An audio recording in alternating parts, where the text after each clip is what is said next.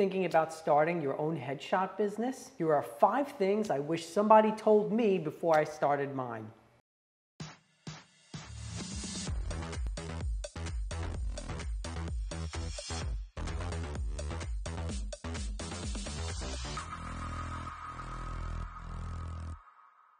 What's up, everybody? My name is Pete Coco. I am a headshot and portrait photographer based out of New York, and today I want to talk to you about the top 5 things I wish someone had told me before I started my headshot business. Now, since we're talking about some serious stuff today, I wore my smart glasses and my college professor sweater because this is important stuff. So before I continue, please hit the like button for me. Comment on it, let me know where you are in your headshot journey, and if you think I missed something that you wish you know before you started your headshot business, drop it in the comments. I'd love to hear your opinions. Number 5, you don't need a ton of expensive equipment to start your business. Now, one of the biggest traps we fall into as photographers is gear acquisition syndrome. But the truth is you really don't need a ton of fancy, expensive equipment to start and run a successful photography business. When I started my photography business, I was using 3 Alien Bs, which are relatively inexpensive, with 1x3 strip boxes. That was it. I had a paper backdrop and a couple of lights, and I bought a used 5D Mark III, and I used this setup for a long time and got amazing results with it. In fact, I only finally upgraded about 2 months ago. So all the work I've done up until 2 months ago was on a camera that was creeping up on like 9 years old. Most of your clients have no idea what equipment you're using, and nor do they care. They're more interested in the experience and the results that you give them.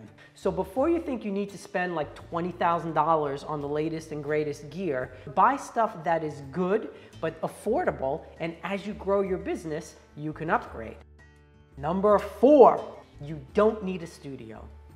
So just in the same way as you don't need $20,000 or $30,000 of camera equipment to start your business, you also don't even need a studio. When I started my headshot business, I ran it out of my office. As it grew, I had it in a shared space. So every single time I had a client for a long time, I had to set up and break down all of my gear. Just as my clients didn't care that I was using a 5 or 6-year-old camera at the time, they didn't care that I was in a shared space. They cared more about the experience I gave them and the results they got. And I know a ton of very successful headshot photographers who have a studio either in their garage or in their living room. So don't let the fact that you don't have a dedicated studio space hold you back from starting your business. That's a huge mistake. Start with what you have.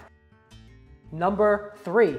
It takes a successful village. So what do I mean by that? Well, we've all heard the expression, it takes a village, and I think a lot of people at this point kind of just gloss over it because we've heard it so much. I think it takes more than a village. It actually takes a successful village. You want to be a successful headshot photographer, surround yourself with successful headshot photographers. Network with successful headshot photographers. You want to be a successful entrepreneur or business person?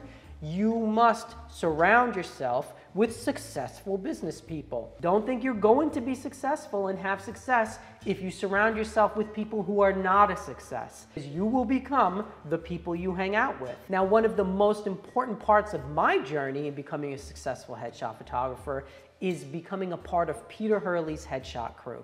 Full disclosure, I'm clearly biased about this because I'm an associate photographer in the crew and I learned everything I know about headshot photography in the crew. But my point is that if you want to be successful, start networking with like-minded people. You're not going to be successful if you're in a vacuum, if you're always alone, if you have no inspiration.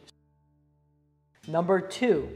Your business skills are more important than your photography skills. The fact is, there are a ton of amazing photographers out there who find it impossible to make a living with their camera. Why? We artists generally have a tougher time making a living because we tend to put the business stuff on the back burner and focus on the creative part of it. When you take something that you're passionate about, like photography, and you make it or try to make it into a successful business, There's a ton of other things you have to deal with which are not fun, like accounting, like tax returns, like, answering emails, even things like that, which are boring and they're not creative at all, but you must deal with them. In fact, there's a ton of photographers who really are not the best in their market, but they're making the most money. And it's because they do have their skills at a great level. I'm not saying they're not good at what they do, but more importantly, they run a business well. Number one, there is no better time to start your headshot business than today. This is truly the number one thing I wish I knew before I started my headshot business. I waited such a long time. I dipped my feet in the pool of photography. I kind of vacillated in and out of doing it. If I would have started it 5 years ago or 5 years earlier than I did, I can't imagine where I'd be right now. So my number one piece of advice for you, if you want to start a headshot business, just do it today. Start now. There's no better time than the present. Fact of the matter is you will never feel ready. So you might as well just start now. There is no perfect time to start any kind of new business. You just have to jump in and do it. And as you grow your business, you can grow your skills, you can grow your clientele, you can grow your network. All of this happens as you go. And the other thing you need to know is that you will fail. So don't be afraid of failure.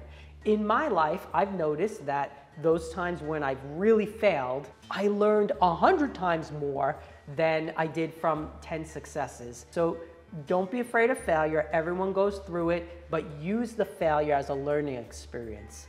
Also, remember that every single successful person you admire started somewhere. They didn't know anything at one point.